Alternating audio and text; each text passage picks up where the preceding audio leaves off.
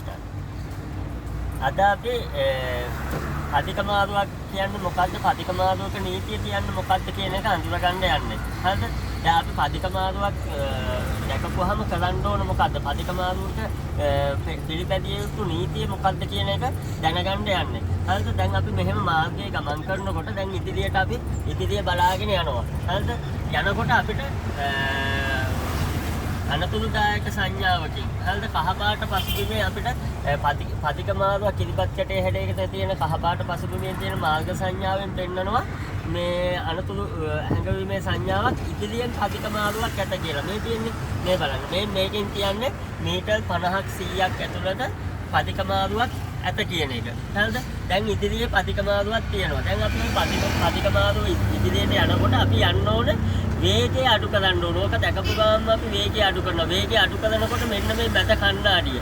මේ මැද කණ්ණාඩියෙන් පිටිපස්ස බලන්න ඕන අපි වේගය අඩු කරද්දී පිටිපස්සේ එන වාහනේ වේගය කොහොමද කියලා. ඊට පස්සේ අපි මෙතන නවත්තනවා නම් නවත්තන්න ඕන මෙන්න මේ කැටීරේ. හරිද?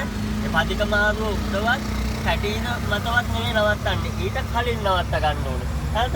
එතකොට දැන් පදික මාරුවක මේ මිනිස්සේ පයින් ඉන්නවා නම් හරිද? මාරුවෙන් ඉන්නවා නම් අනිවාර්යෙන්ම අපි නැවැත්විය යුතුයි. හරිද? පදික මාරුවක් උඩ ස්පීඩ් එක ඇවිල්ලා 60 කිලෝමීටර් 10යි.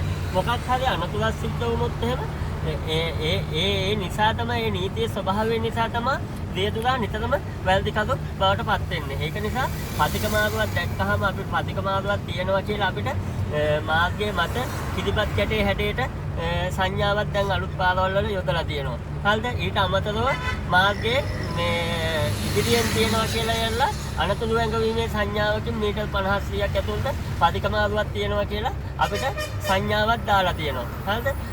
එතකොට අපි මේ මාර්ග නීති රීති වලට අනුගතව අනුකූලව අපි යන්න ඕනේ. හරිද? දැන් අපි මෙහෙම යනවා. යනකොට දැන් ඔන්න ඉස්සරහින් පදික මාරුවක් තියෙනවා. හරිද? දැන් මේ පදික මාරුව අපි නවත්තන්න ඕන කොතන අන්න ඒකෙන් මිනිස්සු වගේක් පයින් ඉන්නවා. මම මේ මෙතන ගිහිල්ලා මෙන්න මේ කැඩීද හරිද මාර්ගයට ඕකට කියනවා මාර්ගයට ඉදීමේ රේඛාව කියලා. ඒ රේඛාව ගාව නවත්තන්න ඕන රේඛාවට කලින්.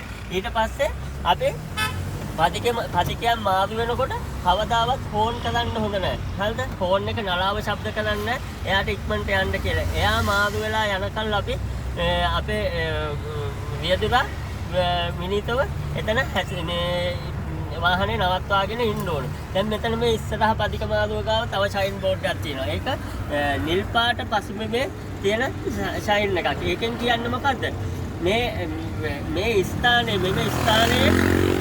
පදිකයන්ට මාරු වීමට හැක කියලා. පදික මාරුවක් ඇත කියලා. දැන් අපි මේ මෙතන නවත්තන්න ඕනේ. දැන් එයා මාරු වෙනකල් අපි බලාගෙන හිටියා. ඒකල එයා ගියන් පස්සේ අපි කණ්ණාඩි බලලා ඉස්සරහ බලලා ඊටාම ආරක්ෂාකාරීව වාහනේ අපි ඉදිරියට ගන්නවා. ඔන්න ඕක තමයි පදික මාරුවක නීතිය. මම ආයෙ සැකෙමින් කියන්නම් පදික මාරුවක් ඉදිරියෙන් ඇත කියලා මාර්ග අනතුරුදායක සංඥාව දැකපු ගමන් අපි වේගය අඩාල කළ යුතුයි. ඊට පස්සේ කණ්ණාඩිය බලලා වේගය අඩු කරන්න ඕනේ. එතකොට මාර්ගයේ එතන පදික මාරුවේ යම් කිසි කෙනෙක් මාරු වෙන්න සිටිනවා නම් අපි අනිවාර්යයෙන්ම නැවැත්විය යුතුයි. එතන කැඩීලට කලින් නවත්තන්න ඕනේ. පදික මාරුව උඩ හෝ මේ කැඩීල මත නෙවෙයි ඊට කලින් නවත්තන්න ඕනේ. ඊට පස්සේ එයා මාරු වෙලා යනකල් අපි විනීතව වාහනේ ඉන්න ඕන. ඊට පස්සේ ෆෝන් ගහන්න බෑ. ඒ කියන්නේ නලාව ශබ්ද කරන්න බෑ. ඊට පස්සේ එයා ගියන් පස්සේ අපි ආපහු අපේ සුපුරුදු ගමන අපි ටිකක් යුතුයි. ඔන්න ඔය ටික කියන්න තමයි මම අද ඔය වීඩියෝ එක කළේ. බොහොම ස්තුතියි බලාගෙන හිටියට. YouTube එකේ තව තියෙනවා ඔයාලට ඉගෙන ගන්න දියතුලන්ට සහ දියතුලන්ට ඉගෙන ගන්න වීඩියෝස් ගොඩක් තියෙනවා. ඒවා බලන්න. බලලා ඉවරලා සබ්ස්ක්‍රයිබ් කරන්න මටත් උදව්වක් වශයෙන්. ඊට අමතරව ඔයාලට මොනවා හරි ප්‍රශ්නයක් තියෙනවා නම් අනිවාර්යයෙන්ම මේ මැසේජ් එකක් දාලා තියන්න. මම ෆ්‍රී වෙච්චාම ඔයාලට ඒවට රිප්ලයි කරනවා. එහෙනම් බොහොම ස්තුතියි.